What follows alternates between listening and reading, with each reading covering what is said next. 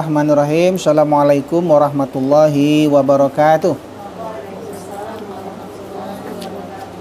Alhamdulillahi rabbil alamin wal aqibatu lil muttaqin wala udwana illa 'alal zalimin. Asyhadu an la ilaha illallah wa asyhadu anna Muhammadan abduhu wa rasuluh la nabiyya ba'dah.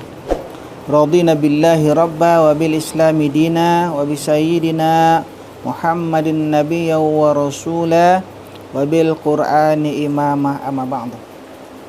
Bila bibian rahmati Allah, alhamdulillah pada pagi hari ini kembali kita bisa hadir dalam kajian kita tentang ilmu mawaris ya. Kita udah bikin lembaganya ya. Namanya ini LKPIM, Lembaga Kajian dan Pelatihan Ilmu Mawaris ya. Nah, jadi kajiannya tentu saja kajian rutin. Pelatihannya untuk nanti masyarakat ya. Nah, seperti itu. Jadi ibu yang dirahmati Allah, jadi ayat yang dibaca tadi pun itu tambahan ayat tentang mawaris ya. Itu sengaja atau sengaja dicari? Oh, sengaja dicari lagi.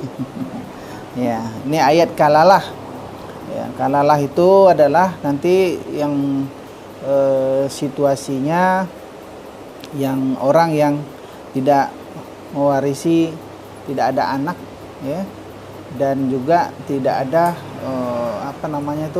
bapak ya. Nah, seperti itu. Okay.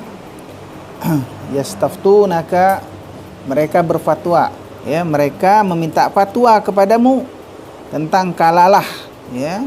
Nah, kalalah itu di sini disebutkan ya. Yang disebut dengan kalalah itu orang meninggal yang tidak meninggalkan bapak dan anak. Jadi anaknya nggak ada, bapaknya nggak ada. Artinya yang asobah ini nggak ada nih. Nah, kalau kasusnya seperti itu, qulillah, katakanlah Allah yuftikum, Allah memfatwakan kepada kamu fil kalalah, dalam masalah kalalah ini. Ini mru'un halaka, jika seseorang halaka itu mata, meninggal. Laisa lahu waladun, dia tidak punya anak, walahu ukhtun, dan dia punya seorang saudara perempuan. Falaha nisfu ma taraka, maka saudara perempuannya itu dapat seperdua ya, setengah dari yang ditinggalkan. Karena anak nggak ada, anak perempuan nggak ada, anak laki-laki nggak ada gitu ya. Bapak pun tidak ada lagi. Berarti yang dapat kemana nanti? Ya ke saudara, ya ke ibu paling kan, yang 1/6. Wa huwa yarithuha, dan dia ya mewarisinya illam yakun laha walad ya, jika wanita itu tidak punya anak. Illam yakun laha waladun. Fa in kana tasnataini, jika saudara itu 2 orang, falahuma as-sulusani, maka bagi mereka berdua itu 2/3 harta mimma taroka, yang ditinggalkan. Wa in kanu ikhwatan rijalan wa nisaan, jika mereka itu ternyata saudara banyak ya, ada laki-laki ya, ada perempuan ya, falizakari mislu hazil unsayaini, maka bagian laki-laki 2 kali bagian perempuan ya. Yubayyinullahu lakum, ini Allah terangkan bagi kamu, antadillu ya, supaya kamu jangan tersesat. Wallahu bikulli syai'in alim, dan Allah ya bagi segala sesuatu maha mengetahui. Itu terjemahan ya. Jadi tambahan. Jadi berarti An-Nisa 11, 12, 13, 14 ya, 176. Nah, itu kalau kita mau jadi nanti Al-Qur'annya itu dulu, nanti hadis-hadis lagi ya kan? Itu pegangan kita awal, baru nanti kita kepada pandangan ulama-ulama kita. Nah, sekarang kita akan coba ya, ayat-ayatnya sudah. Nah, kita akan coba lihat ininya ke Indonesia. Jadi pelatihan dasar mawaris ini ada sesi-sesinya nanti. Makanya nggak akan selesai. Lama itu. Ya, kalau mau serius. Tapi kalau nggak serius ya tahu aja. Ya kan? Dia beda itu kalau hanya untuk diri kita aja atau kita ini ingin jadi pelatih. Ya kan? Nah, nanti kalau materinya kan bisa ya, ini aja. Cuman paham atau nggak paham. Ya. Ini dasar dulu. Ini pun yang dasar. Ya, dapat ini pun ilmu semua ini itu ya elementary. Ya, tapi jadilah elementary ini udah tinggi juga itu, ya kan? Di sesi satu ini nanti apa yang harus kita ini kan? Mengapa harus belajar faraid? Nah, ini sebenarnya udah saya singgung kemarin. Apa nanti kita ringkas saja lagi, ya kan? Kemudian ada penyimpangan-penyimpangannya di faraid ini. Bukan di faraidnya, di pelaksanaan faraid dalam kehidupan kita. Saya perhatikan di kita ini itu jarang melaksanakan sesuai dengan yang Allah inginkan. Jadi kalaupun aman-aman aja bukan berarti benar. Nah, ada masalah tuh orang tuh baik-baik aja kakak beradik. Ya kan? Baik-baik itu kadang dia mengalah aja. Adalah kita apa nama itu daripada ini, kayak gitu. Daripada aja, bukan dia benar melaksanakannya. Itu permasalahannya. Ya, karena dia ya udahlah.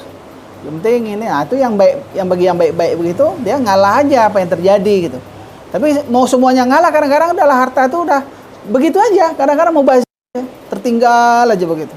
Ya, risih lagi untuk ininya, nanti bilang kemaruk lah, seperti gitu. Iya, sehingga banyak tuh di kampung-kampung itu yang dia rumah terbuang, tak lagi ibunya udah meninggal, bapaknya udah meninggal, rumah tuh udah lapuk-lapuk aja, terbuang aja, tak ada dimanfaatkan.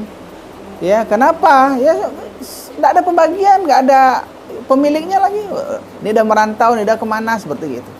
Ya, sehingga harta itu, ya, mending kalau punya ini, kenapa nggak dijadikan wakaf? Untung orang tua itu umpamanya. Ya, daripada banyak mubazir nggak jelas. Ya,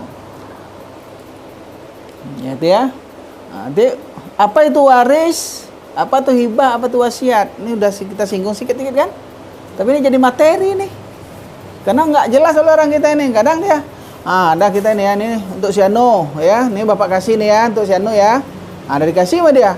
Besok meninggal bapak tuh. Kamu kan dapat, kami lagi katanya. Ada nggak kayak gitu? Kamu udah dapat itu katanya. Kami lagi katanya. Nggak ada kalau udah dikasih hibah. Ini kan, iya dia udah untuk dia, yang warisan tetap pembagian warisan. Jadi bercampur-campur kadang-kadang di kita kalau nggak jelas tuh, iya kan? Nah, apa itu waris, apa itu hibah, apa itu wasiat, iya kan? Nah, nanti di sesi kedua ini lebih luas lagi nanti. Nah, mungkin hari ini belum bisa kita ini kan, karena waktunya nggak cukup. Apa itu pewaris, harta warisan, ini kan rukunnya nih, ahli waris internal, ahli waris eksternal, ada yang hijab. Nah, hijab ini apa? Yang penghalang.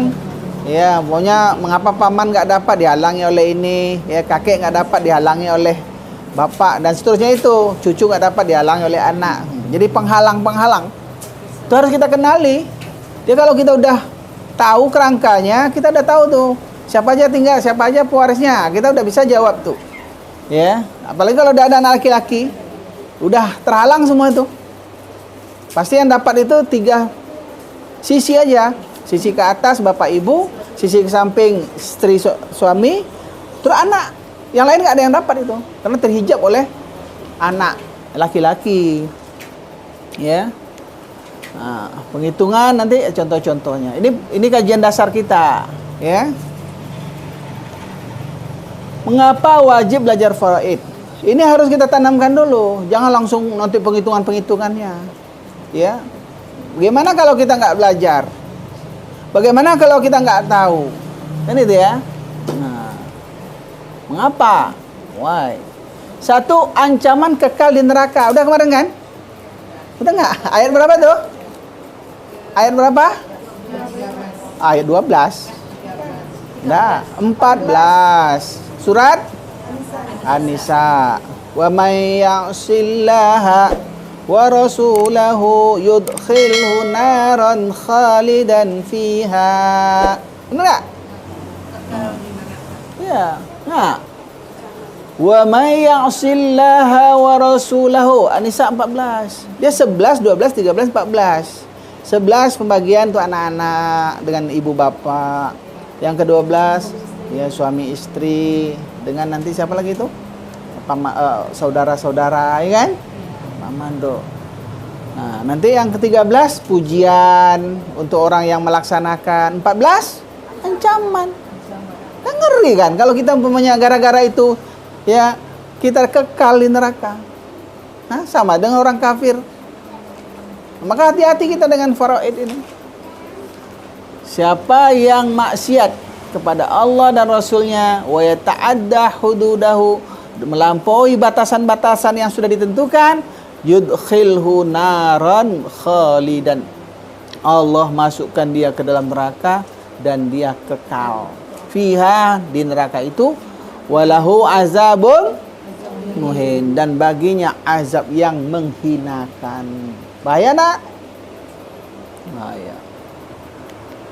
Kedua, perintah Nabi kita, Nabi Muhammad sallallahu alaihi wasallam. Apa perintah Nabi? Ta'allamul fara'idha. Pelajarilah ilmu faraid. Pelajarilah ilmu mawaris. Wa'allimuha. Ajarkan. Pelajari. Sekarang ibu udah belajar, betul? Jangan belajar aja, ajarin. Betul nggak? Nah itu. Sudahlah nanti dapat ilmu apa namanya itu, Janais, dapat Gunung Uhud, betul? Hah? Waduh, sedap betul itu. Ajarin orang-orang. Aduh ya Allah. Habis itu ilmu faraid pula lagi. Sibuk kita, biarlah kita sibuk. Kita habiskan usia kita ini untuk bermanfaat bagi orang. Wih. Mulia ibu itu. Mulia itu bukan harta-harta itu, Bu. Iya. Kita bermanfaat bagi orang banyak. Pelajari. Ilmu faraid, ajarkan kata Rasulullah. Jangan lupakan hadis Nabi ini. Ya. Fa innahu nisful ilmi, karena sesungguhnya dia itu separuh dari seluruh ilmu. Lain pula motivasinya ini. Kalau penyelenggaraan jenazah itu ya 2 gun kiroto ini, ya kan? Kalau ini separuh ilmu. Kalau kita kuasai ilmu ini, kita menguasai separuh ilmu. Itu kata Rasulullah. Wahwa yunsa, ilmu ini nanti dilupakan orang. Udah banyak nggak orang melupakan ilmu ini? Tuh. Kalau nggak kita menjaganya, siapa lagi? Wahwa yunsa, wahwa, dan dia apa? Ilmu faraid ini awwalu ma yunza'u min ummati, dia adalah ilmu pertama nanti akan dicabut dari umatku. Banyak ilmu masih bertebaran, berkembang, tapi ilmu faraid hilang. Yang ahlinya meninggal habis. Itu bahaya. Hadis Sahih Ibnu Majah, Daruqutni dan Al-Hakim. Yang ketiga, mengapa kita harus belajar ilmu faraid ini? Ibu-ibu semangat kan nih? Semangat. Kalau ibu semangat, saya semangat. Kalau ibu. Kemudian yang ketiga itu kelangkaan ilmu waris ini, Bu. Langka, Bu. Ta'allamul faraidah, kata Rasulullah. Ya, pelajarilah oleh kalian ilmu faraid itu. Ya, wa'allimuhun nas, ajarkan kepada orang-orang. Apa enggak mau kita patuh sama Rasul kita? Fa innimru'un, sesungguhnya aku ini adalah manusia, ya, makbudun, yang akan meninggal dunia. Ia akan dicabut oleh Allah nyawaku. Wa innal ilma sayuqbadu, dan sesungguhnya ilmu itu juga akan dicabut. Nyawa dicabut, ilmu dicabut. Perginya ilmu dengan dicabutnya ulama yang tentu ilmu itu, dibawanya ilmunya sekali. Kalau nggak disebarkan, kalau nggak ada yang nuntut ilmu itu. Wa innal ilma sayuqbadu wa tazharul fitan, Kalau sudah ilmu itu dicabut, maka akan muncul fitnah-fitnah. Sekarang saya sudah merasakan, Bu, bagaimana fitnah-fitnah muncul. Kakak beradik banyak yang berkelahi-kelahi. Tak bersapaan. Tak berbunyi lagi. Coba bayangkan. Wa tazharul fitan, akan muncul fitnah-fitnah. Jadi nanti kalau ibu-ibu jadi pelatih, ini juga harus, ya paling tidak ngapelin inilah arti-artinya ini, ya. Nah, bahasa Arab, ya ini penting itu. Yang lain-lain nanti aja dulu, yang penting ini aja dulu. Ya, coba ta'allamu, pelajari, kan gitu kan? Faraidah, ilmu faraid, alimuha, ajarkan kepada manusia. Sesungguhnya aku, kata Rasulullah, adalah manusia yang akan meninggal, dicabut usia nyawaku, dan ilmu juga dicabut, kan gitu. Tazharu itu muncul, zuhur, ya kan? Muncul fitnah. Fitan itu jamak dari fitnatun, fitan. Nah, muncul fitnah-fitnah, ya kan? Hatta yakhtalifal isnain, sehingga nanti akan ada berselisih dua orang. Nih, berselisih kakak beradik nih. Fil faridah, dalam masalah faraid ini, la yajidani ma yaqdi biha, namun cari sana sini yang bisa untuk menyelesaikan, tak ketemu lagi. Tapi kalau ibu-ibu ini udah bisa semua, di balik alam ada.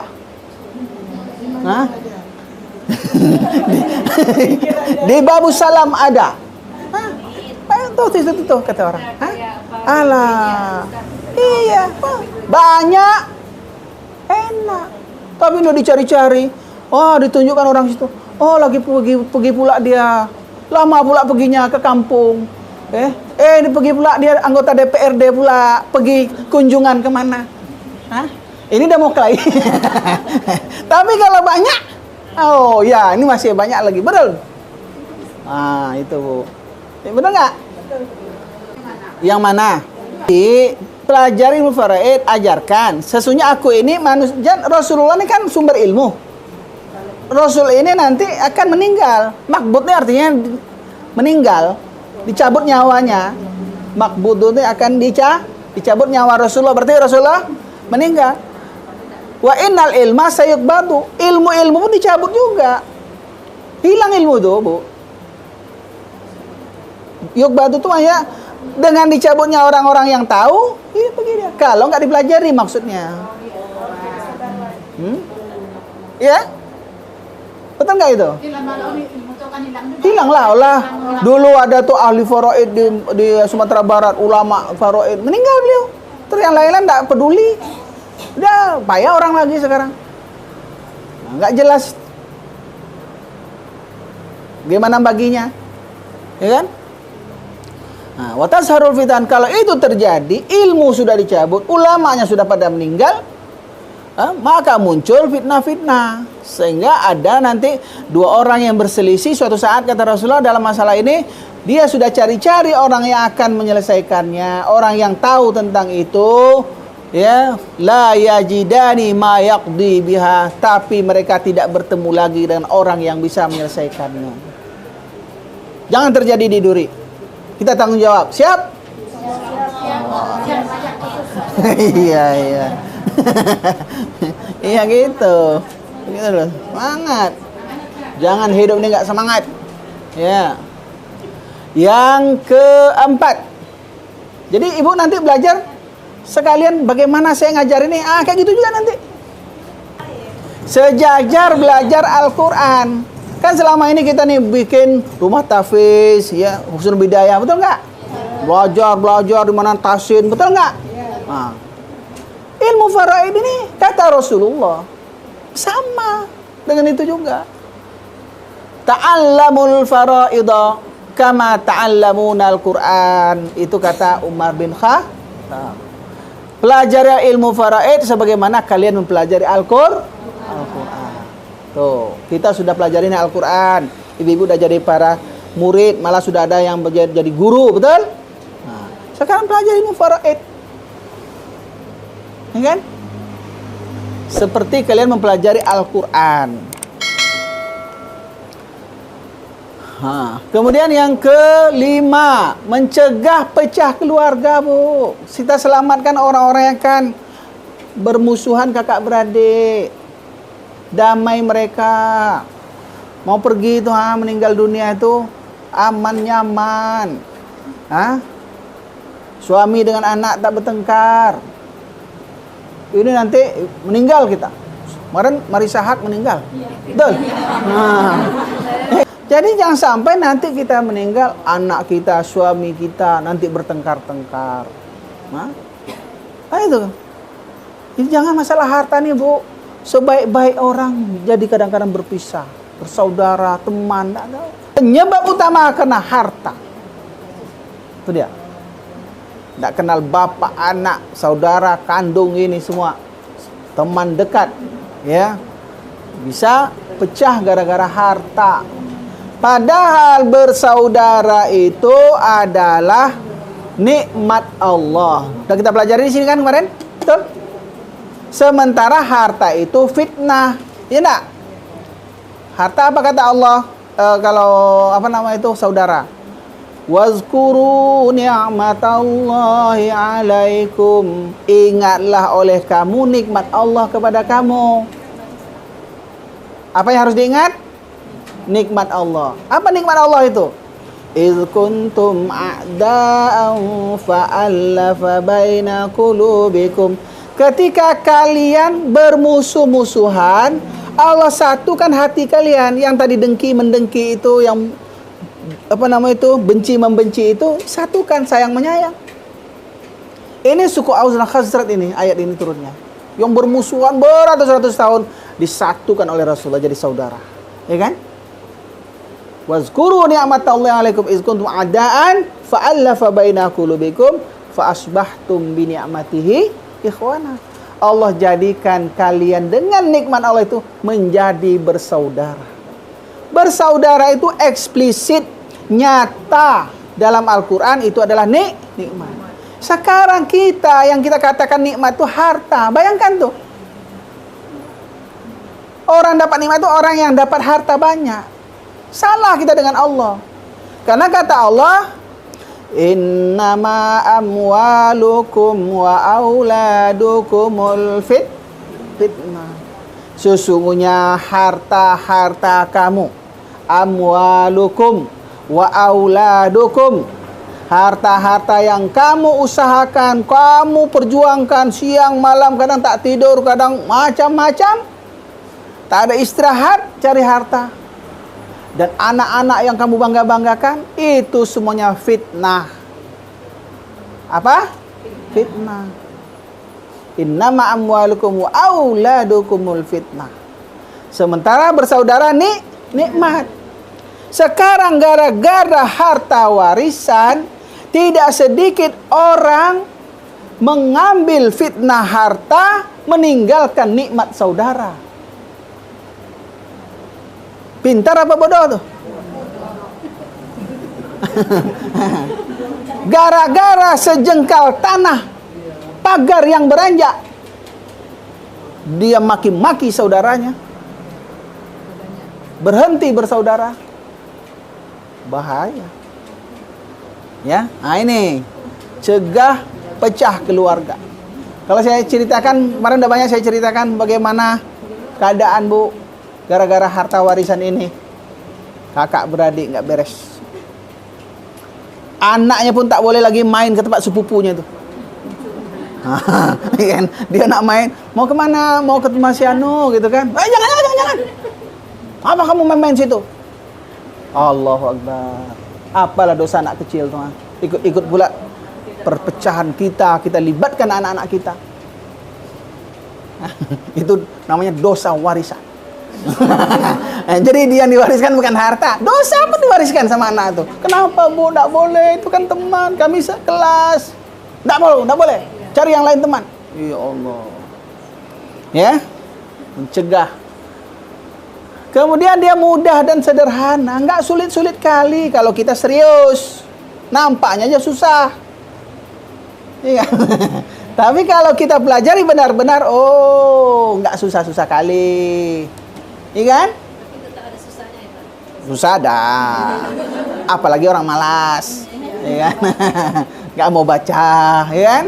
Carilah, nanti ibu kan jangan hanya ini aja, bisa dicari internet, bisa baca buku-bukunya, hah? Tambah lagi, kan khusus ilmu ini aja, ya kan? Ahli kan kita di situ, kita ajarkan orang-orang.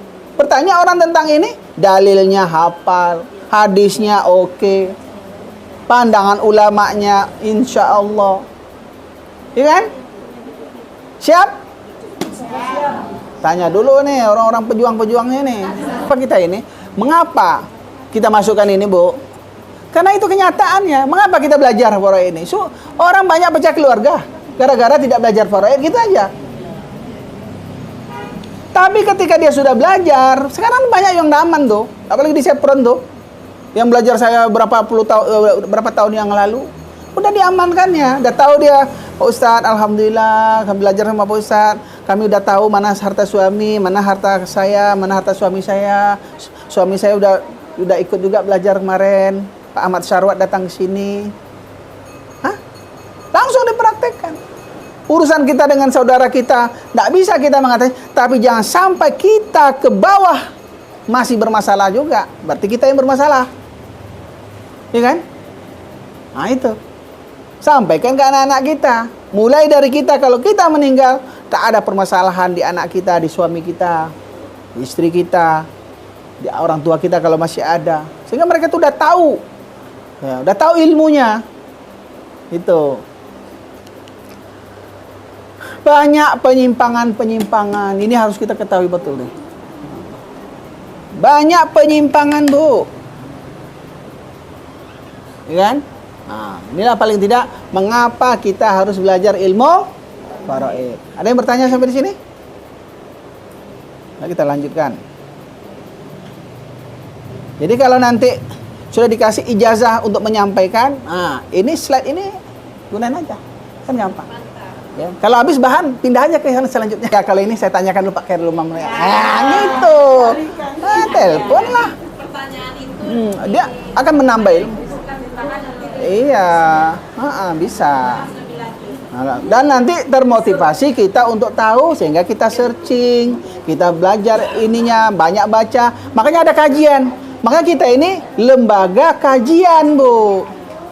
Nggak berhenti-berhenti kita, diskusi terus. Suai?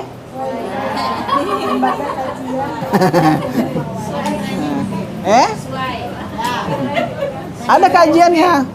Bisa aja saya bikin pelatihan, saya aja terus jadi pelatihnya, tapi kan sibuk, bunda saya gitu kan. Terus gimana lembaganya? Nanti orang minta, oh nggak bisa, dia lagi kunker. Hah? Iya, itulah. Iya, siap. Nah, ya, paling enggak nih menurut Ahmad Syarwat nih 10 penyimpangan. Dia bisa lebih nih dari ini. Dia besar-besar aja. Ya? Ya kan? Apa yang penyimpangan ada di masyarakat kita lihat itu. Ini harus kita kenali dulu. Ini harus kita apakan dulu, sampaikan ke masyarakat kita. Kita mengalami penyimpangan-penyimpangan ini. Yang pertama, anak laki-laki disamakan dengan anak perempuan. Seringkali kalau kita tuh nanti bagi adil aja lah, kan gitu. Itu apa maksudnya? Bahkan perempuannya dilebihkan karena iya. Itu kan kalau gitu kan urusan nanti. Karena urusan besar nih Allah Ta'ala kan taunya urusan besar. Laki-laki punya tanggung jawab lebih besar jauh daripada perempuan, itu dulu. Adapun nanti ibunya di mana dan sebagainya, disitulah nanti kerohiman, disitulah nanti siapa yang mengurus. Sebenarnya orang tua itu di dalam Islam pun tanggung jawab anak laki-laki itu. Itu posisi awalnya dalam Islam itu seperti itu. Ya kan? Nah, itu penyimpangan pertama. Nah, padahal dalam surah An-Nisa ayat 11, yusikumullahu fi auladikum. Allah wasiat. Allah ngapa? Wasiat. Siapa yang berwasiat? Allah. Orang aja berwasiat takut kita melanggarnya, apalagi yang berwasiat itu Allah. Yusikumullah, Allah berwasiat kepada kamu fi auladikum, dalam pembagian harta untuk anak-anak kamu, pewaris kamu. Lizakari mislu hazil unsayaini, bahagian seorang anak laki-laki zakar sama dengan mislu nih semisal. Ya. Hazi pembagian unsaya ini dua anak perempuan. Jadi satu ya bagian anak laki-laki itu sama dengan dua bagian anak perempuan. Kalau ada 3 orang kakak beradik, 1 laki-laki, 2 perempuan, berarti yang satu ini dia dapat setengah. Ini kan? Nah, dapat separuhnya, ini separuh bagi 2. Itu dari sisa pembagian yang lain. Laki-laki 2 kali bagian perempuan. Ya Bu ya. Makanya di situ, maka di Indonesia itu Bu, di Indonesia itu, makanya saya nanti bikin slide awal supaya pemahaman ini sama. Di Indonesia ini yang diakui hukum pembagian waris itu 3. 1 hukum adat, 2 hukum Islam, KHI namanya, kompilasi hukum Islam yang diakui ya. Yang ketiga itu hukum perdata. Ya, perdata hukum barat, hukum Belanda dulu turun-temurun kita merdeka, gitu kan? Nah, karena belum dibikin apanya ya ikut yang Belanda itu aja. Nah, jadi maka kita ini dulu kita ingin ajarkan yang Islam ini kan tanggung jawab kita kan. Nah, sementara di masyarakat kita dia campur aduk. Dia maunya Islam juga tapi dia gunakan adat. Gitu. Sekarang kita mau Islam. Nah, cuman kalau seandainya seperti di Minang, ya kan? Itu kita lihat juga, kalau seandainya itu harta tua turun temurun, ikuti aja itu. Ya. Sekarang yang kita tahu itu adalah harta yang muda, harta yang kita dapat. Pokoknya bapak kita sarankan yang dapat dengan ibu kita. Itu pembagiannya secara Islam. Tapi kalau turun tak siapa punya dulu harta itu. Tapi diwasiatkan oleh orang-orang dulu-dulu itu untuk anak perempuannya, ikuti aja itu. Gak usah kita ganggu-ganggu. Gak usah pula kita bongkar-bongkar. Masukkan aja seperti umpamanya di wakaf zuri. Wakaf zuri pokoknya ini seperti wasiat orang dulu lah. Ya, karena kita juga pokoknya mudaratnya lebih besar kalau kita seandainya bawa juga ke sini. Itu perang ini dengan nenek mama kita. Ini kan? Sudahlah kita dianggap murtad dari adat. Ya, dibacoknya kita nanti, diusirnya kita dari kampung. Pokoknya nanti banyak pula masalah, ya kan? Nah, kalau yang harta-harta tua nggak jelas dari siapa asal usulnya turun temurun dia, ya sudah, ya kan? Nah itu berlaku aja itu. Tapi kan ada harta-harta yang istilahnya memang tahu kita dan kita di bawah kekuasaan kita. Itu harta tidak di bawah kekuasaan kita, di bawah kekuasaan orang banyak. Sudah ada ketentuannya, nah, biar aja itu Bu, ya. Nah, itu namanya di di adat. Nah, makanya kita pisah-pisahkan Bu. Kita nanti dalami juga itu ilmu-ilmu itu. Tapi kan kita perlu dulu tahu yang Islam ini. Karena di kita ini ya, itu campur aduk antara hukum perdata yang berlaku di hukum positif perdata dengan hukum Islam, tambah pula adat. Jadi ini nyampur-nyampur dia. Tentu kita bingung. Di situ. Nah, taunya kita pakai harta gono gini. Dalam hukum KHI nggak ada harta apa dalam hukum Islam itu. Gono gini itu kan hukum barat. Betul nggak? Karena dalam hukum barat itu nanti ada namanya perjanjian pranikah kan. Iya kan? Sebelum nikah itu ada perjanjian. Nah, nanti ada pakai apa itu, ada notarisnya, ada ininya perjanjian itu. Ya, nah, kalau pakai perjanjian berarti harta itu nanti terpisah baru, iya kan? Tapi kalau nggak ada perjanjian otomatis harta berdua, itu loh. Dia punya harta, dia bawa mobil, bawa ini, ada pula rumah dia, nikah dia. Nah, dia buat ini harta aku gitu loh. Nah, nanti istrinya ngakui, atau sebaliknya perempuan bikin, udah terpisah tuh hartanya. Hah? Dia hukum perdata kayak gitu. Cuman permasalahannya di KHI kita itu juga dimasukkan pula yang seperti itu. Tapi dalam Islam aslinya nggak ada. Dalam Islam itu harta istri, harta suami, itu ya. Dia bukan cerai aja, meninggal. Umpamanya nih, kalau yang gonogini itu kan gini. Kalau suami meninggal, istri dapat berapa kalau ada anak? Seperdelapan. Pembagiannya bagaimana? Dibagi dua dulu harta itu. Separuh itu adalah untuk suami, separuh untuk istri, kan gitu. Yang dibagi itu yang mana? Siapa yang meninggal? Kalau suami yang meninggal, berarti yang separuh milik suami ini yang dibagi. Kan gitu kan? 1/8-nya istri, nanti 1/6-nya ibu bapak, nanti sisanya anak. Kan gitu. Hukum perdata tuh gitu. Di hukum dia KHI ini, Bu, kompilasi hukum Islam, hukum yang berlaku di negara kita. Tapi yang hukum Islamnya. Tapi inilah salah satu yang bertentangan dengan faraid Islam. Ini beda nih Pak, saya berbicara antara faraid Islam dengan hukum faraid Islam yang diperlakukan di kita. Nanti banyak perbedaan-perbedaannya yang akan saya ajarkan juga. Salah satunya adalah di dalam hukum KHI, kompilasi hukum Islam itu hukum positifnya. Kalau kita ke pengadilan, nah hukum itu yang berlaku ya di kita. Itu contohnya kalau seseorang dia meninggal, ya kan, meninggal. Kemudian sebelum dia meninggal dia punya anak, itu dia punya anak 4 pokoknya.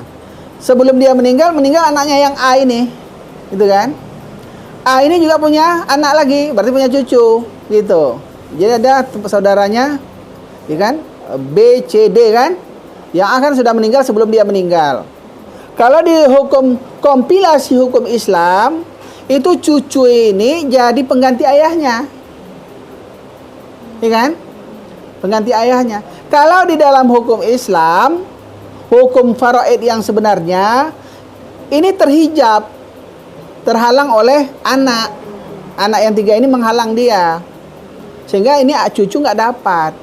Tapi kalau dalam kompilasi hukum Islam dia langsung jadi pengganti ayahnya, itu ya, itu perbedaannya tuh. Nah, makanya apa yang harus dilakukan oleh seseorang sebelum dia meninggal? Dilihat anaknya itu ada yang sudah meninggal atau belum, ada cucu, dia kasih wasiat, tolong nanti cucuku dari anakku yang A itu yang sudah meninggal, tolong dia dikasih sekian dari hartaku ini. Ada wasiat, makanya wasiat itu penting. Karena wasiat untuk ini bisa, karena dia tidak penerima waris. Kalau kepada penerima waris, wasiat tak berlaku. Ini harus sering-sering Ibu dengarkan ini. Ustaz harus sering-sering juga. Ya. Masih yang dibagi dua tadi, kalau seandainya suami meninggal, nah harta itu dibagi dua. Nah suami setengah, istri setengah. Setelah itu karena suaminya meninggal, setengah dari jatahnya suami itu nanti si istri dapat 1/8, terus berbagian anak-anaknya. Itu masuk yang hukum kompilasi hukum Islam. Kompilasi di situ.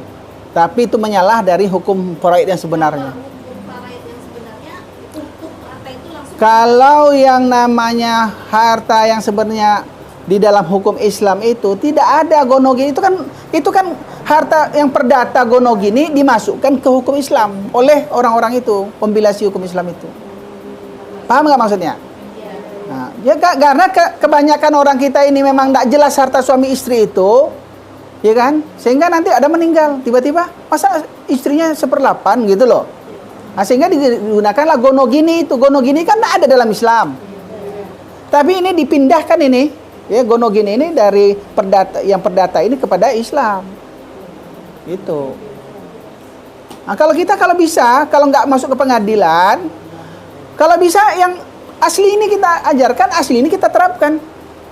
Udah tidak ada masalah kalau kita udah tahu, Bu, mana yang harta suami, mana yang harta istri. Kalau di hukum perdata itu udah ada perjanjian pernikah tadi itu baru terpisah hartanya. Sebenarnya dalam Islam itu sudah terpisah. Mana yang harta suami ibu, mana yang harta ibu.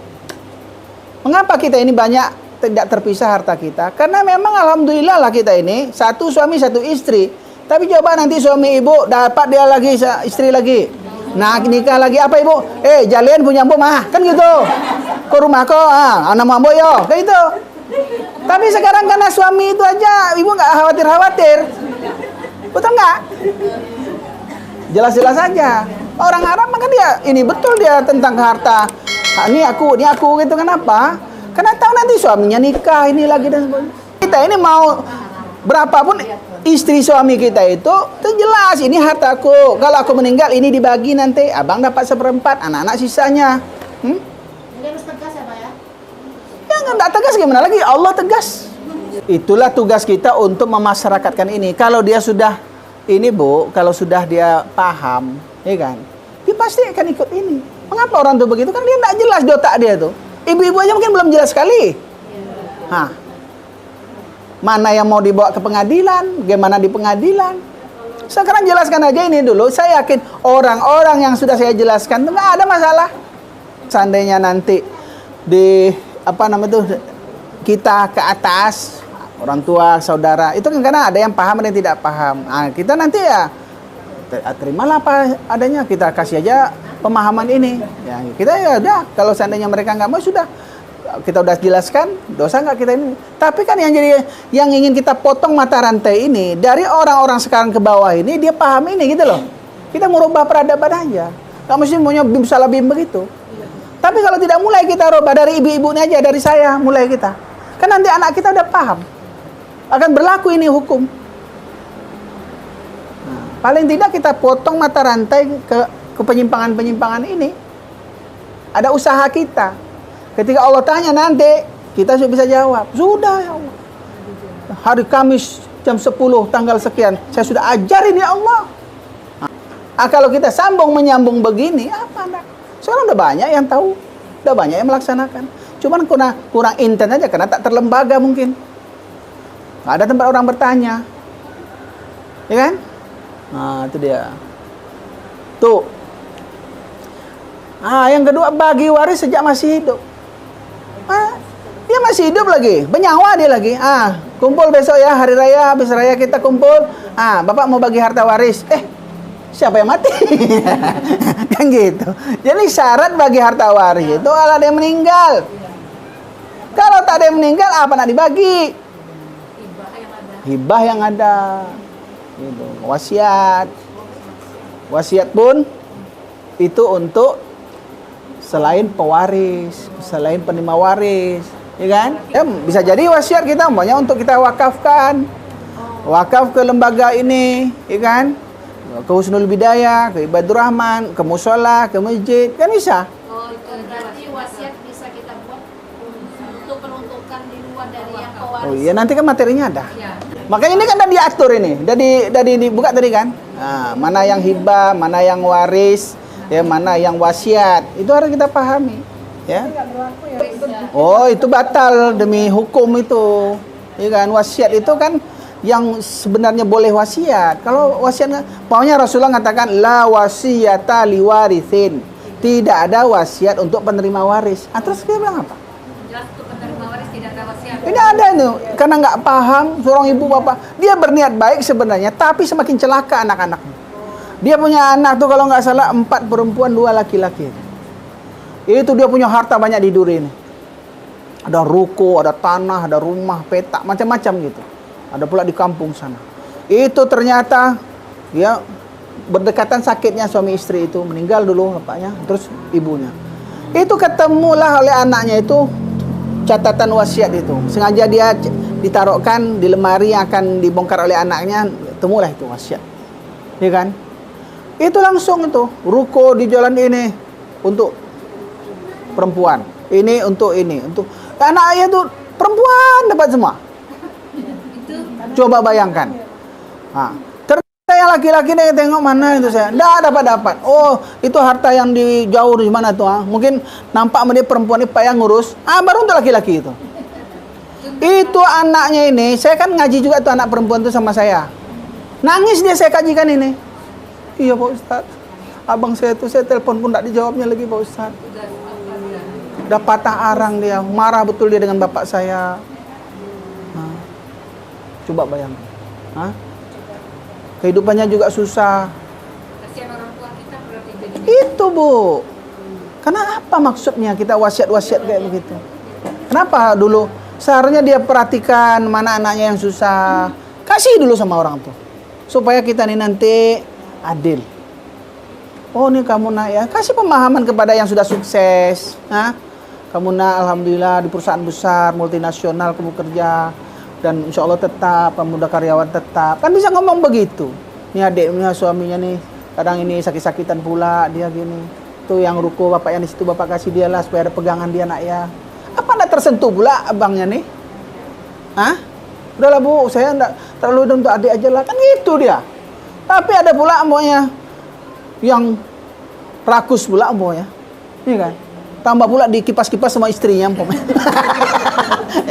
Bongak abang mah kan gitu kan. Iya kan? Akhirnya apa enak aja emak nih kan gitu, enggak adil loh. So, okay. Tuh emaknya bisa bilang tadi tuh. Masih hidup itulah mak coba-coba kalian ini masih hidup mak lagi. Gitu kau kepada adikmu yang susah. Tak terbayang mak kalau mak ni dah meninggal besok. Kau setuju tak setuju, mak kasih dia. Aku punya harta itu. Gitu bu, tegas. Iya kan? Jadi pandai-pandai kita. Betul?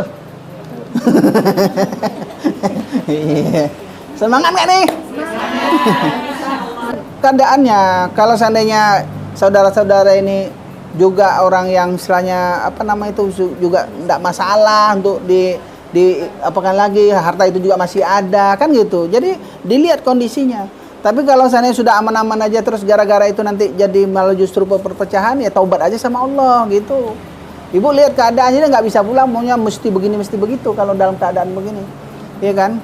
Karena kita lihat mencari apa nama itu kemaslahatan, masolihul mursalah, kemaslahatan. Sekarang dengan begitu dia masih baik-baik aja ini. Nah, nanti kita pelajari ilmu ini, tapi yang sudah itu ya bertaubat kepada Allah SWT. Untuk yang selanjutnya kita akan gini gitu. Nah, tapi kalau seandainya memang udah tahu semua, harta itu juga masih ada, baguslah, bisa. Ya kan? Tapi kan kadang yang sudah dapat bagian tadi umpamanya udah terbelanjaan pula gimana pula lagi kan gitu. Nah, ya Bu ya. Cuma kan ada hibah. Kalau seandainya dia masih hidup dibagi-baginya, udah kita anggap itu hibah. Gitu. Nah, nanti yang warisan tuh yang dia meninggal belum dibagi sama dia. Ya Bu ya. Lihat keadaan. Kalau seandainya nanti mudaratnya lebih besar daripada maslahatnya, ya itu pasti terasanya akan ada akan ada perpecahan, akan ada masalah, maka enggak usah. Tobat aja.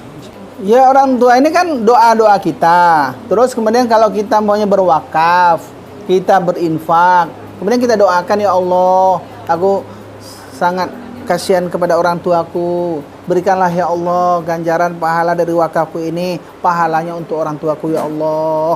Nah, nggak bisa.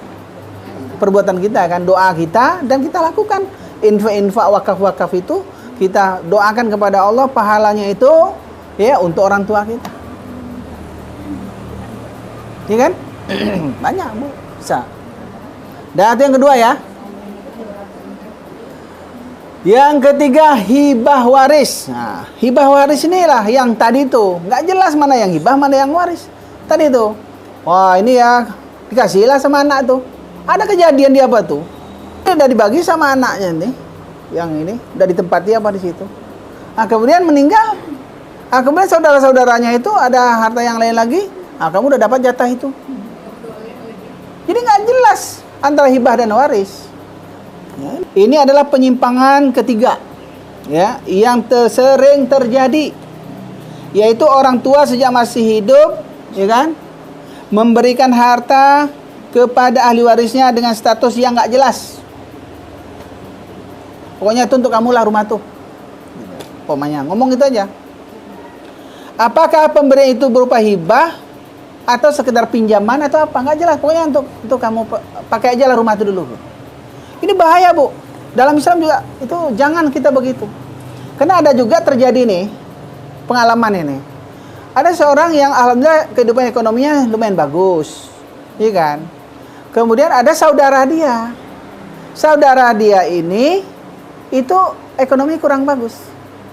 Kemudian karena kemudian dia kasihan dengan saudaranya ini.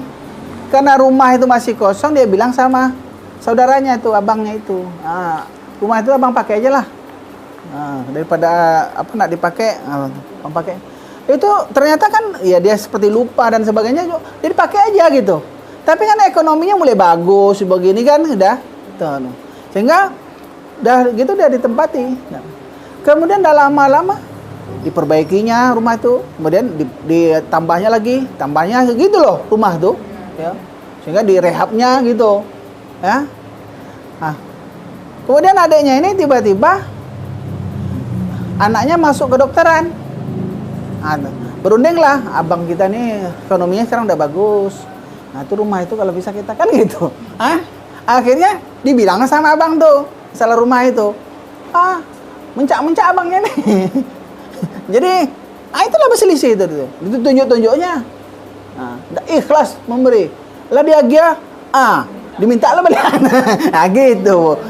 Jadi gitu-gitu kan enggak jelas. Itu apa? Minjamin apa? Kalau ada hati-hati kita. Pinjam berbatas waktu nanti bikin apa? Kadang-kadang kita kan seolah-olah wah perhitungan kali. Itu penyakitnya kita. Bukan masalah perhitungan, masalah kejelasan. Makanya di dalam surah hutang piutang itu faktubu, tulis dan kasih saksi. Itu terhadap siapa saja. Kadang-kadang dengan saudara ini lebih pula lagi. Ya, ketika kita umpamanya alhamdulillah berlebih saudara kita, ya beri aja. Ya udah hilang. Atau kasih pinjam itu betul-betul bersyarat. 2 tahun pakai dulu kan. Gitu, jelas. Kalau dia mau beli nanti atau kita kasih betul, janganlah dia kasihkan suratnya sekali. Jangan pula nanti jadi persnya. Itu yang saya bilang tadi hibah waris ini pun nggak jelas status. Ini hibah kah? Apakah pinjaman sementara kah atau apa? Dia bercampur, dihitung juga jadi warisan. Buktinya bukan hibah, saudara-saudaranya bilang tuh kamu bagian kamu udah. Padahal dia dikasih waktu masih hidup. Jadi harus diperjelas kalau hibah itu bukan warisan. Berarti udah milik, gitu. Coba kita ulang apa lagi, iya kan? Hibah waris tadi. Sering terjadi di tengah masyarakat seorang ayah selagi masih hidup sudah memberikan rumah kepada anaknya. Tetapi tidak jelas apakah pemberian itu hibah ataukah hanya dipinjamkan saja. Keduanya seringkali campur aduk, tidak jelas statusnya. Padahal seharusnya kalau pemberian itu hibah, maka rumah itu 100% langsung menjadi hak milik si anak. Konsekuensinya kalau nanti sang ayah wafat, anak yang sudah terima hibah itu tetap menerima pembagian waris di luar yang dihibahkan. Dihibahkan udah milik dia. Jadi warisan yang memang waris itu dia dapat hak dia sebesar yang ditentukan agama. Jangan hitung pula rumah itu karena sudah hibah. Itu dipastikan. Kalau dia hanya sekedar untuk pakailah nak, itu tetap ayah yang punya, itu warisan. Tapi kalau sudah diberikan, itu hibah. Harus diperjelas antara hibah dan waris. Hibah. Hibahnya ada tertulis gitu maunya Ustaz. Hibah tuh sama dengan jual beli kan, diberikan. Iya, dikasih suratnya, dipindahkan namanya. Punya dia. Kalaupun belum dipindahkan namanya, bikin di notaris. Kalau rumah ini sudah dikasihkan kepada anak saya, ini udah milik dia. Ya itu nanti kita kan bagaimana kekuatan hukum aja. Kalau seandainya kita nggak ada permasalahan, kan bisa runding-runding aja kan udah. Oh iya ya udah dikasih, kan udah selesai masalah. Permasalahannya ini nggak bisa nerima, nggak kan? Atau maunya diperhitungkan, harus dirundingkan. Ini saya penambahan ini, bang. Nanti saya, bapak ayah, saya tambah ini ya, boleh ya. Tapi ini milik saya. Kalau nanti ada yang ini, kalau bisa ganti rugi untuk saya. Atau maunya karena saya udah dikasih pakai ini sudah jadi milik abah. Itu kan ini orang kita udah gratis di situ umpamanya. Ya kita untuk kepentingan kita juga menambah. Kan gitu kan. Tapi kalau memang harus dihitung kan, setuju nggak orang punya rumah ini kalau kita tambah-tambah terus nanti bukan milik dia? Karena harus minta izin dulu. Tapi kan juga tuh bangun aja. Kalau udah bangun sendiri gitu ya ketika dia hibah itu udah jadi milik dia, Bu. Andainya dia jadi warisan, Bu, itu nanti kan pembagiannya sesuai dengan ketentuan warisan.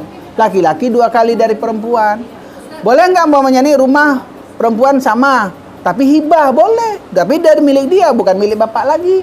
Iya, makanya itu kan, Bu, ginilah kalau kita hibahkan semua. Termasuk Iyalah kalau anak-anak kita nih memang tak ada berubah-berubah otak pikirannya, Bu. Kadang otaknya, Bu, dibisik-bisik sama istrinya tuh. Nah, modal kita nih Bang, jual aja lah tuh Bang. Dia udah milik dia. Begitu kan? Itu enggak ada waris. Inilah yang tuh.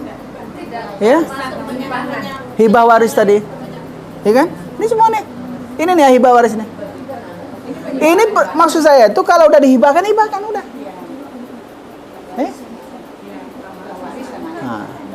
Jangan bilang bukan hibah waris. Ini penyimpangan. Kalau seandainya hibah dan waris itu enggak jelas itu penyimpangan. berarti penyimpangan itu Ustaz. Orang kan ini judulnya penyimpangan. Hibah dan waris ini nggak jelas tuh, jangan. Ini hibah ya, bukan warisan. Jangan dia bilang hibah tuh warisan, beda. Karena ketika dia hibah, contoh lagi nih, udah ini kan. Nah, kemudian itu dia nggak warisan, berarti pembagiannya sama nggak pembagian warisan? Umpamanya nih bapak nih masih hidup, iya kan, masih hidup. Kemudian dia hibahkan ke anak-anak ini, berarti kan jatah bapak ini berkurang. Atau nggak ada, kan gitu dia. Itu konsekuensinya. Ada yang akan terugikan. Nah, tapi kalau seandainya memang dia sudah ikhlas betul menghibahkan, ya sudah. Itu konsekuensinya. Tapi kan apakah itu terbaik? Tergantung itu. Anak-anak ini memang apa itu yang terbaik? Kalau kita ada paham warisan, apa yang kita khawatirkan lagi? Kalau anak-anak kita udah kita ajarkan tentang warisan, apa yang kita khawatirkan lagi? Bisa jadi kita ini panjang nanti, kemudian kita, contoh gini, apa enggak sakit hati kita dengan anak kita? Udah dibagi-bagi-bagi. Tiba-tiba kita ini sakit parah, kemudian butuh dana sekian, anak kita tuh enggak mau kasih lagi harta itu sama kita. Kemudian seharusnya kita tuh harus dioperasi, harus begini, tiba-tiba ibah hati kita kan? Enggak ada lagi yang menanggung, harta kita udah enggak ada. Terus nanti anak ini ndek kola tebalian kemari, ndek kola iko, kola digadean pokoknya kan, akhirnya apa? Apa nggak sakit hati kita sama anak kita? Cuman apakah tepat atau tidak, gitu aja. Kedepan ini ilmu ini gunanya apa? Supaya dia tepat. Saya bilang memang banyak, tidak ada masalah itu, karena tadi itu ngalah aja gitu. Ya sudah rela sama rela aja. Sekarang kita ingin sesuai dengan yang amannya itu sesuai dengan ini. Gitu. Itu kan? Itu yang kita inginkan. Ya, bisa aman karena mengalah atau aman karena memang ya tadi tetapi tidak tepat dalam pembagian. Hendaklah kamu berlaku adil terhadap anak-anakmu. Dia langgar itu. Ya. Ya, kalau umpamanya dihukum umpamanya dia udah dikasih apa semua. Kalau dari ucapan aja enggak ada buktinya gitu. Maksudnya bukti tertulis tidak ada.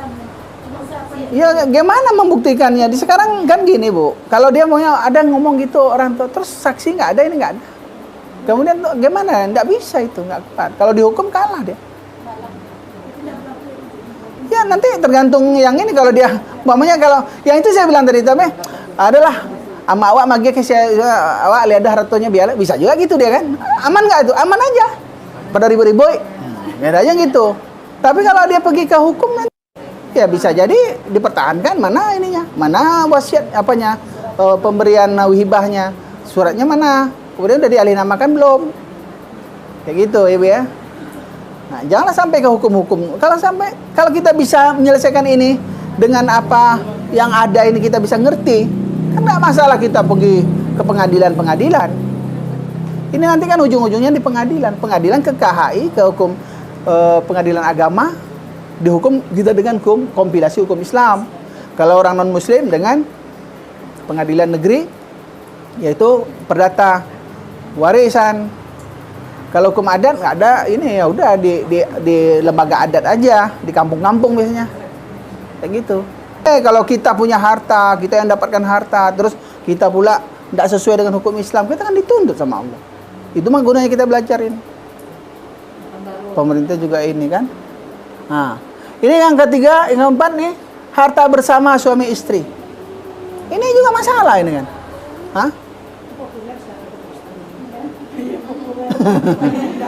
Tapi kalau maunya bersama itu maunya milik berdua, kemudian diperjelas itu adalah milik berdua, nggak masalah. Iya kan?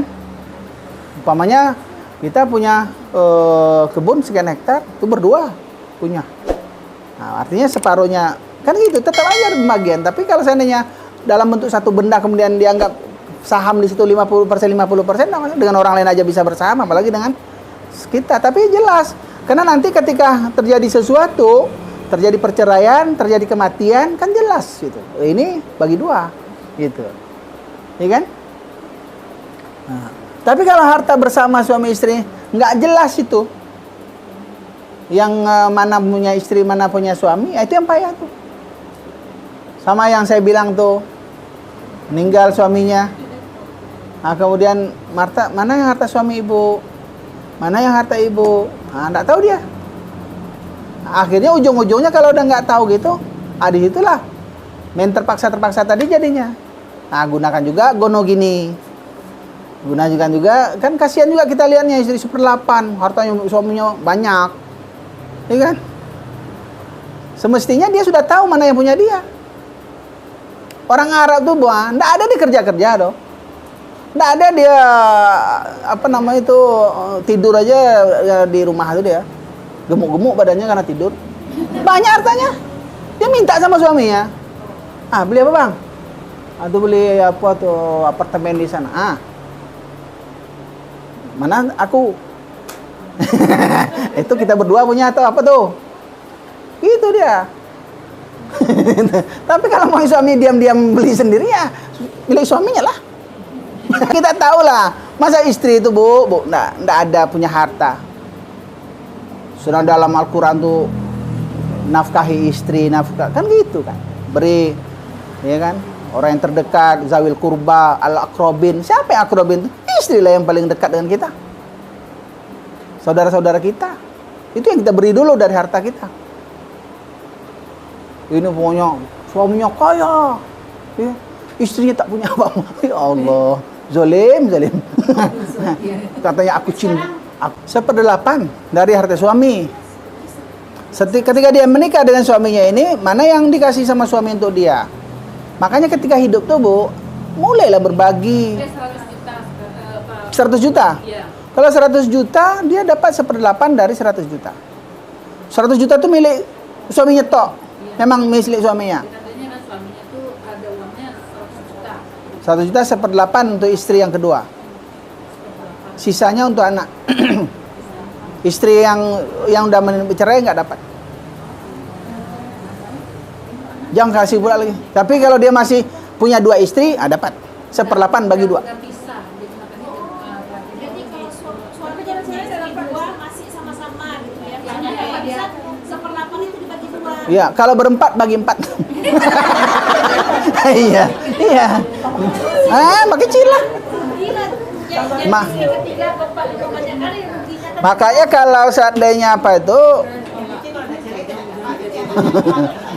iya. berarti kalau yang udah cerai itu semasa dia mau cerai itu tak bagi harta gitu Ustaz?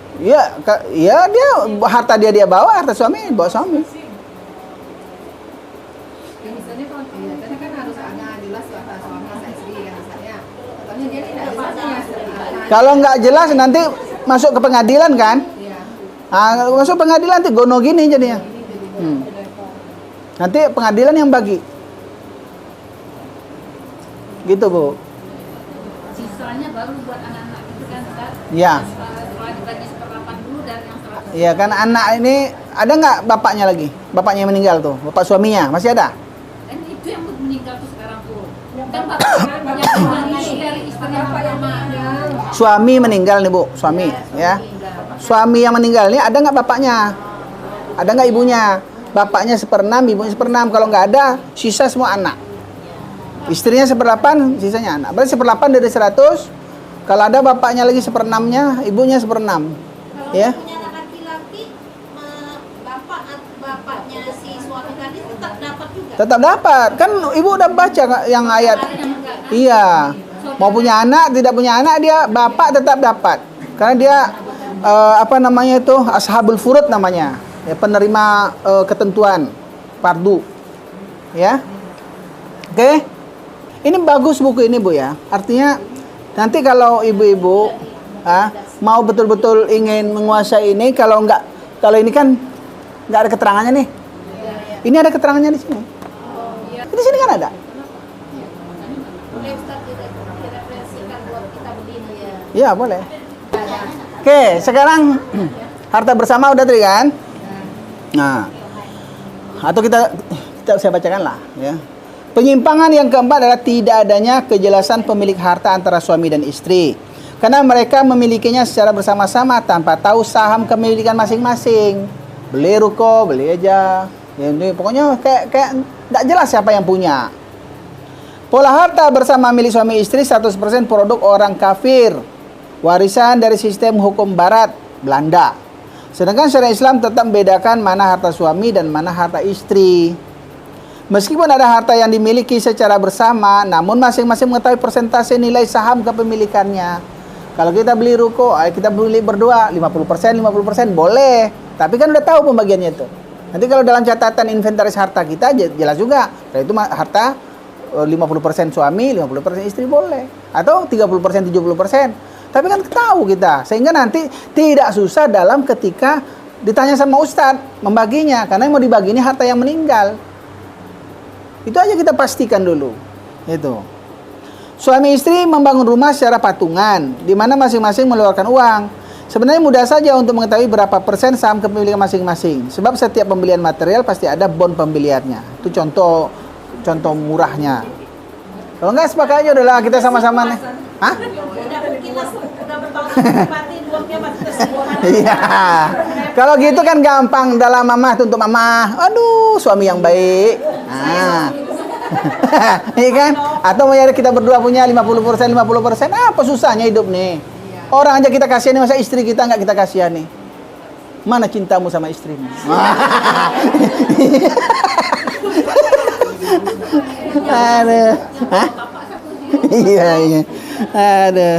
Nah, karena suami istri tidak bisa membedakan mana harta milik suami dan mana milik istri, otomatis pelaksanaan pembagian warisan menjadi rancu. Payah Pak Ustadz buatnya. Atau nanti orang datang ke ibu-ibu nih, payah ibu-ibu, betul nggak? Gimana? Apa nak dibagi? Nggak jelas nak dibagi itu.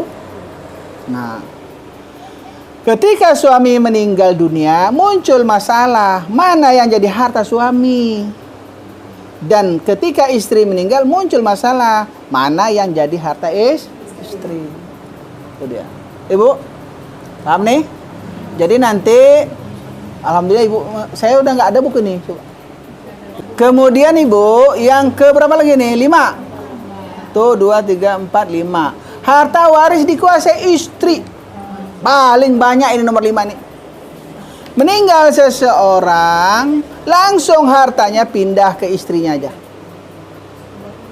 Nah, nggak ada pembagian-pembagian. Bapaknya masih hidup, ibunya masih hidup pun tak dapat bagian.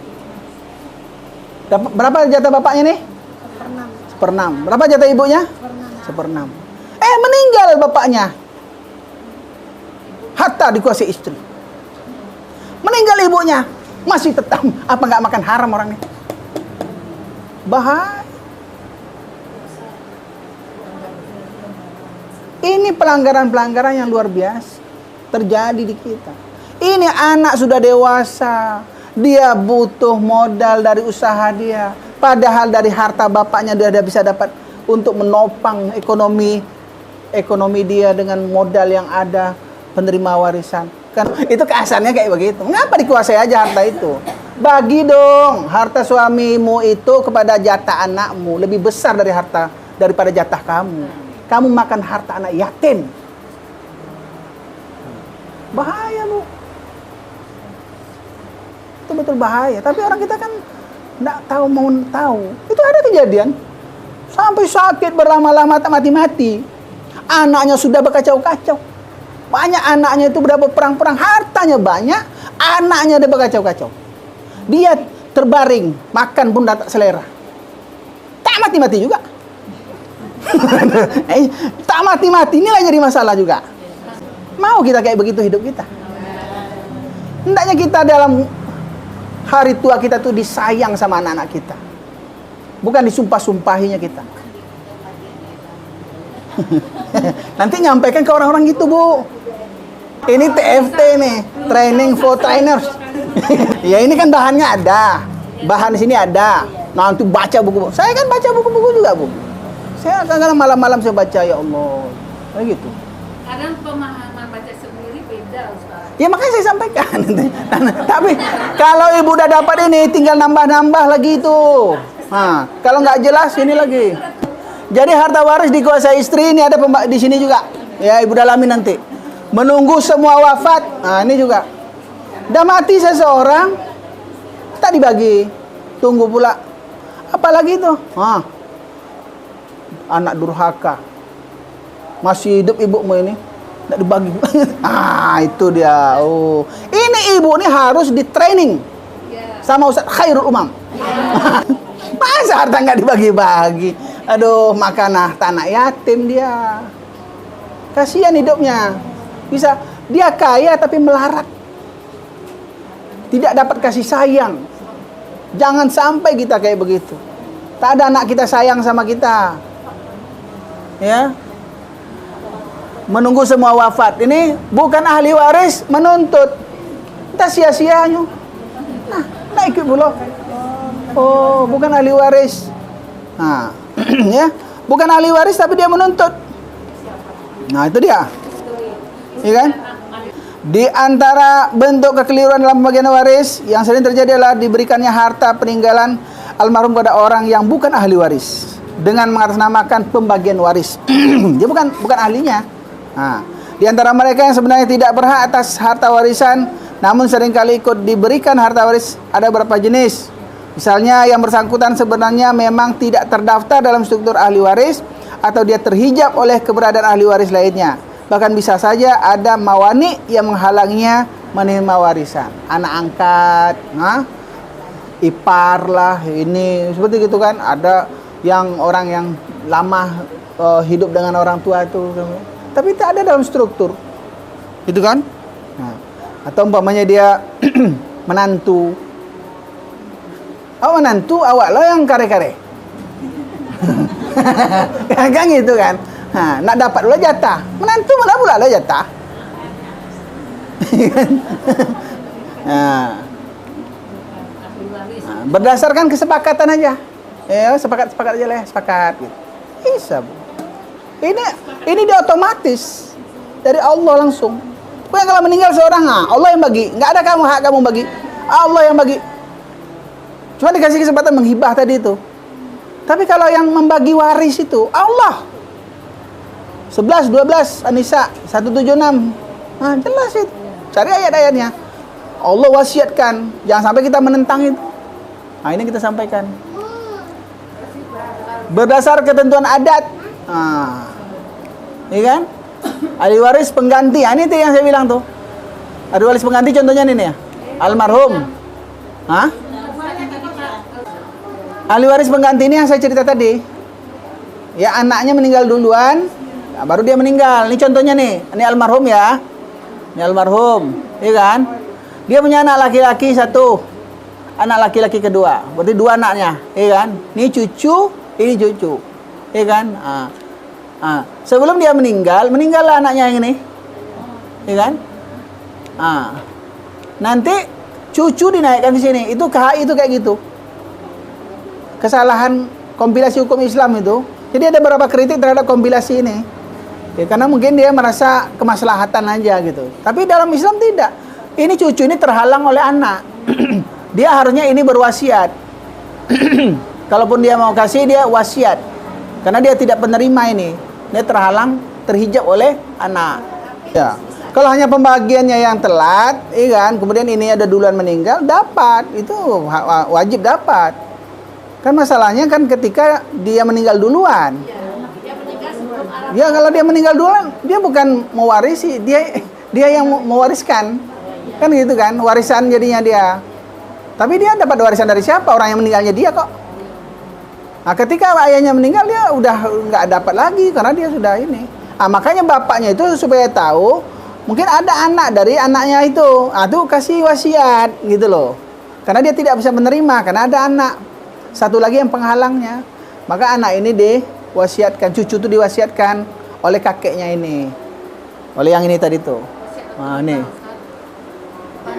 Hibah boleh, kalau hibah kan ngasih waktu hidup, boleh. Tapi kalau dia masih mau pakai itu barang, nah, nanti kalau apa pembagian waris kalian tuh diwasiatkan kepada yang cucu ini. Gitu. Jangan takut nggak adil nanti gitu kan, jadi langsung dikasih dia lagi gitu kan. Nah, ini perbedaan nih waris nih dengan apa nih? Kalau waris waktu akadnya ini setelah wafat. Ya. Kalau hibah sebelum wafat, kalau wasiat ini sebelum wafat. Ya kan? Akadnya itu. Jadi waris itu sebenarnya meninggal dulu baru ada akadnya. Nah, waktu penyerahan kalau waris itu setelah wafat juga. Kalau hibah sebelum wafat penyerahannya. Kemudian wasiat setelah wafat. Itu bedanya antara wasiat dengan hibah. Jadi kalau hibah itu akadnya dengan penyerahannya sebelum wafat. Udah milik orang lain. Tapi kalau maunya akadnya sebelum wafat, tapi penyerahannya setelah wafat, namanya wasiat. Jangan dia apa? Wasiat kepada penerima waris nggak ada. Dia dibaginya, diwasiatkannya ini untuk anak ini, untuk anak ini, untuk anak ini, tapi dia nggak bisa. Kita nggak ada wasiat. Berarti bisa batal ya, Iya, kalau gitu tuh batal. Kecuali kalau dia hibahkan aja kalau dia mau. dia orang tua hibahkan, tapi dia bilang bahwa pembagiannya nanti setelah udah nggak ada. Berarti Nggak boleh. Itu kan kalau itu kan wasiat namanya. Wasiat kan udah jelas nih apanya. Nah, kalau penerima, kalau waris ini hanya ahli waris saja, nggak bisa yang lain. Kalau hibah siapa aja bisa. Kalau wasiat selain ahli waris. Iya kan? Nah, penerimanya ini, ya kan? Nggak bisa wasiat kepada pewaris, kepada yang menerima waris, kepada yang menerima warisan. Kemudian, nah, kalau nilai hartanya sesuai faraid, ya kan? Nah, dulu. Kalau hibah ini bebas. Kalau wasiat ini sepertiga maksimal. Nggak boleh kita wasiatkan semua untuk ini, itu anak kita nggak ada warisan lagi, nggak bisa. Nah, kalau tadi itu yang hibah, yang ibu Mai tadi, nah, dibagi-bagi, ya boleh aja. Tapi baulek di surau. Tapi kalau enggak ya anaknya harus yang soleh-soleh betul lah. Ya betul-betul lebih manja pula kita lagi, ya bisa. Tapi kalau takutnya nanti kita di sini, anak kita di mana, dia sibuk, sudah dibagi harta sama dia semua itu, digadaikannya ada ini. Awak perlu harta lagi, tiba-tiba kita tidak ada bisa ngapa-ngapain lagi, payah kan? misalnya yang sepertiga tadi wasiat tadi itu sepertiga yang boleh diwasiatkan. Dari harta dia, Berarti 2/3 itu nggak boleh diwasiatkan. tidak boleh diwasiatkan. Diwasiatkan semua.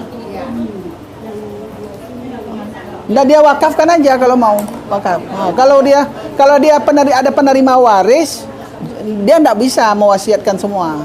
Nanti dia mengharamkan penerima waris dari harta peninggalan. Karena kan ada hadisnya ini, ya wasulus katsir kata Rasulullah. Sepertiga dan sepertiga itu udah banyak, gitu.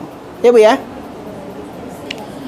Ini hukum bagi pemberi. Kalau waris ini wajib. Ya. Kalau hibah ini sunnah. Kalau wasiat sunnah. Nah, kalau waris ya dia otomatis.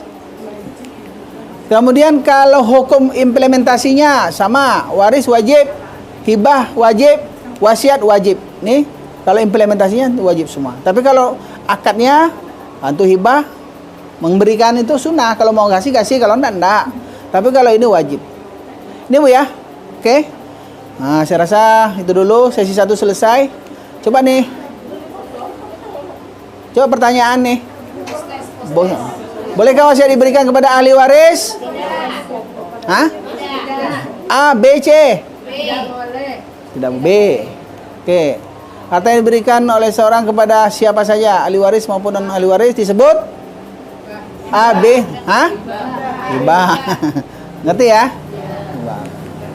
Berapa jumlah maksimal dari harta yang boleh diwasiatkan pada selain ahli waris? 3. Apakah perbedaan warisan dan hibah? A. Warisan diberikan hanya pada ahli waris, hibah diberikan kepada siapa saja.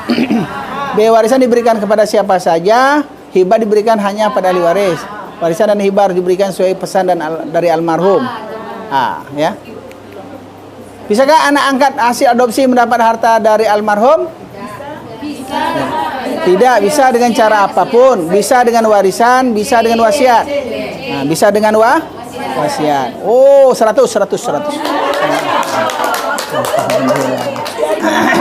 Kasih doa lagi. Jadi. Ya. Oke ya. Demikian saja, mudah-mudahan bermanfaat. Wabillahi taufik wal hidayah. Assalamualaikum warahmatullahi wabarakatuh.